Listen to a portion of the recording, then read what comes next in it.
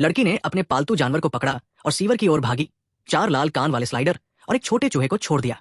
उसे एहसास नहीं हुआ कि चूहे ने उसकी शक्ल याद कर ली है, और उसे उम्मीद नहीं थी कि सीवर में प्रवेश करने के बाद ये पालतू जानवर बदल जाएंगे। चूहा एक वयस्क में बदल गया और लाल कान वाला स्लाइडर भी आधा इंसान और आधा इंसान बन गया।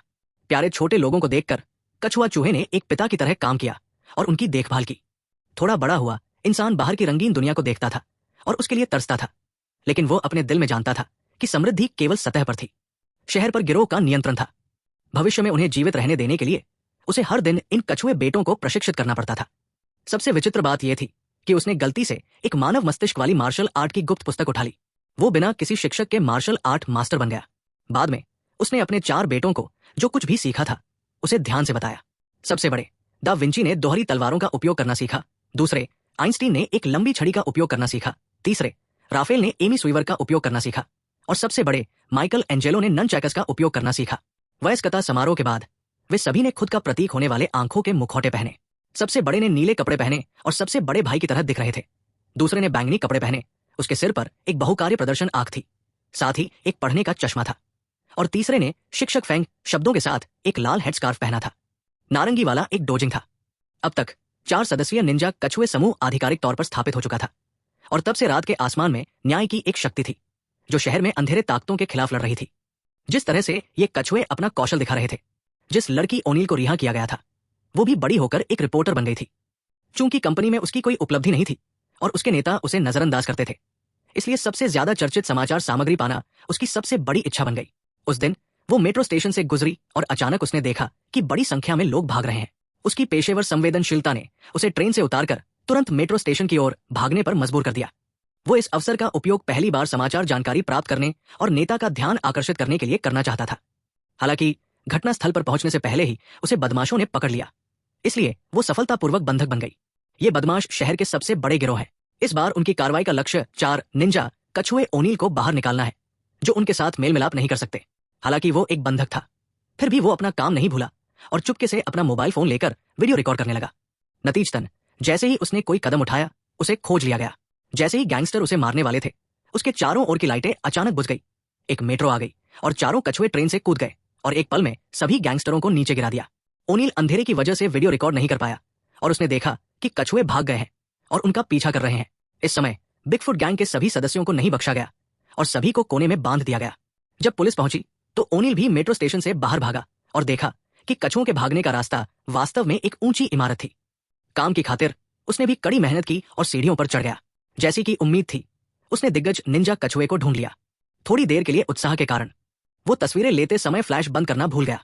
उसने महसूस किया कि स्थिति ठीक नहीं थी और जल्दी से भाग गया, लेकिन अगले ही पल उसका शरीर लोहे की जंजीर से सीधे इमारत के शीर्ष पर उठा लिया गया। तभी एक जोड़ी बड़े पैर जोर से जमीन पर गिरे। पैरों के विशाल तलवे देखकर उसे बहुत डर लगा। जैसे ही वो खड़ा हुआ, दा विंची उसके पीछे कूद पड़ा और उसके हाथ में 2 चाकू थे। विनम्र रिश्तेदार ने कैमरा निकाल लिया। इस समय शिक्षक भी दौड़कर आया। ये देखकर कि दूसरा पक्ष डर गया था, उसने अपना मुखौटा उतार दिया। अब ये अच्छा था और दूसरा पक्ष सीधे बेहोश हो गया। जब ओनील फिर से उठा तो उसने आखिरकार भाइयों की शक्ल देखी और उसे पता चला कि वे सभी विखंडन थे। लेकिन इस समय उसे 4 कछुओं के बारे में डेजा वू का आभास हुआ। इस समय कछुओं ने तस्वीरें हटा दी थी, उसे फोन वापस कर दिया था और उसे उन्हें सार्वजनिक न करने के लिए कहा था। फिर उसने अपने हथियार रख दिए और भटक गया, और जैसे ही वे चले गए ओनील ने चुपके से एक तस्वीर ले ली। घर लौटने के बाद उसने बक्सों और अलमारियों को खंगालना शुरू कर दिया, क्योंकि उसे लगा कि उसने उस कछुए को देख लिया है। एक वीडियो टेप मिला जिसमें दर्ज था कि उसके पिता ने अपने 4 पालतू कछुओं को जीन विखंडन औषधि का इंजेक्शन लगाया था। अगर यह प्रयोग सफल हो जाता है तो कछुए सुपरमैन बन जाएंगे और वह और उसका साथी सेक्स पूरी दुनिया में मशहूर हो जाएंगे। लेकिन सफलता की रात प्रयोगशाला में आग लग गई, जिससे न केवल सारा डेटा जल गया बल्कि उसके साथी की भी मौत हो गई। लेकिन आज ओनील ने निंजा कछुओं की उपस्थिति को अपनी आंखों से देखा, जिससे उसे यकीन हो गया कि उसके पिता का प्रयोग सफल हो गया है। इसलिए उसने उत्साह से अपने पिता के साथी सेक्स को ढूंढा और उसे सारी खुशखबरी सुनाई। जब वो चला गया तो उसे सेक्स से एक व्यवसाय कार्ड मिला, जिसमें उसे किसी भी समय उससे संपर्क करने के लिए कहा गया था। दूसरी तरफ कछुए भी सीवर में लौट आए, लेकिन इस समय वे डरपोक और सतर्क हो गए, क्योंकि उन्हें डर था कि अगर वे निजी तौर पर बाहर गए तो बुक डैम द्वारा उन्हें खोज लिया जाएगा, जिससे एक निश्चित एकाधिकार हो जाएगा। लेकिन उनके कार्यों का अभी भी पता चला था। बुक डैम ने बिना कुछ कहे उन्हें कोड़े मारे। वैनहुआ में ये कछुए के बेटे पिटाई का विरोध करने की अपनी क्षमता में बिल्कुल प्रथम श्रेणी के हैं। बुक डैम ने उन्हें लंबे समय तक सबक सिखाया, लेकिन वे उन्हें एक भी उपयोगी शब्द कहने के लिए मजबूर नहीं कर सके। ये जानने के लिए कि कछुआ बेटा बाहर क्या करता है, उसने सबसे बढ़िया किलर पिज्जा निकाला जो 99 तरह के पनीर से बना था। शिक्षक सबसे पहले प्रलोभन का विरोध करने में असमर्थ था और उसने सबसे तेज गति से सब कुछ कबूल कर लिया। यह सुनने के बाद डिजिटल को लगा कि कुछ गड़बड़ है, इसलिए उसने कछुआ बेटे से ओनील को लाने के लिए कहा। इस समय ओनील अभी भी घर पर इंटरनेट सर्फिंग कर रहा था। अचानक नेटवर्क पर हैकर्स ने हमला किया। ये कछुए ही थे जिन्होंने चेतावनी जारी की और उसे तुरंत निर्दिष्ट स्थान पर जाने के लिए कहा।